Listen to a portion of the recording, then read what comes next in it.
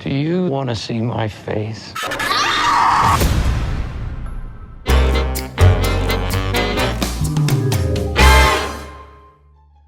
As I'm sure you've seen by now, I love horror Halloween-themed movies. There's just something about them that really stick for me. But one of my favorite movies to watch during October is Haunt from 2019. Haunt is about a group of friends out late one Halloween night looking for something to do when they accidentally stumble upon what appears to be a normal haunted house attraction, but of course, when they get inside, it turns out it's all real and the scare actors are actually serial killers. Okay, so first off, if you saw my review for Hellfest last year, I love the idea of a Halloween haunt going wrong, but for some weird reason there only seems to be so many, so thank God we have Haunt, because in my opinion, this is the best haunt-based horror film we've gotten. One of the things I really liked about this film is how it just immediately pulls you in. Yeah, I'd say there's a solid 10 minutes of getting to know the characters, but after they arrive at the haunt, almost immediately does shit start to hit the fan, and you realize something is wrong with this place.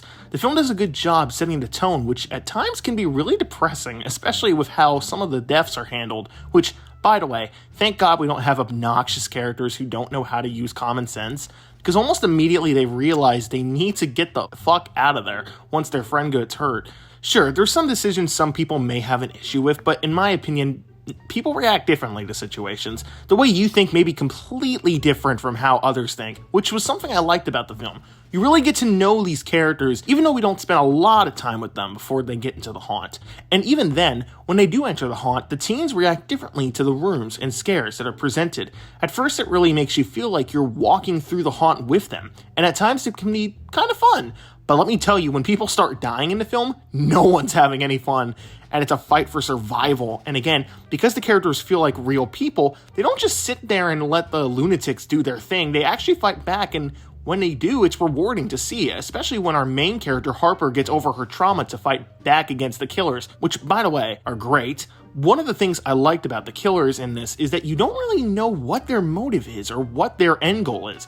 All you really know is that they have extreme body tattoos that represent the masks they wear, symbolizing that Halloween is a night where many people put on masks to hide their true self and be something they're not, but these guys embrace it, knowing full well what they are.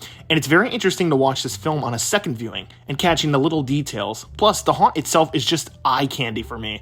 Now, this film isn't breaking any new grounds with its message, nor is it anything special, because, again, it is a slasher, but I really love the simplicity of films like this. Plus, just because it's simple doesn't mean there isn't anything worth talking about. I get it's not for everyone, but by God, does this film work for me. To the rich Halloween atmosphere, to the likable characters, to the themes, to the interesting villains, to the great production design. This film is just a lot of fun, and if you love Halloween, you'll definitely love this movie, because I certainly do. I'm going to give it a 9 out of 10.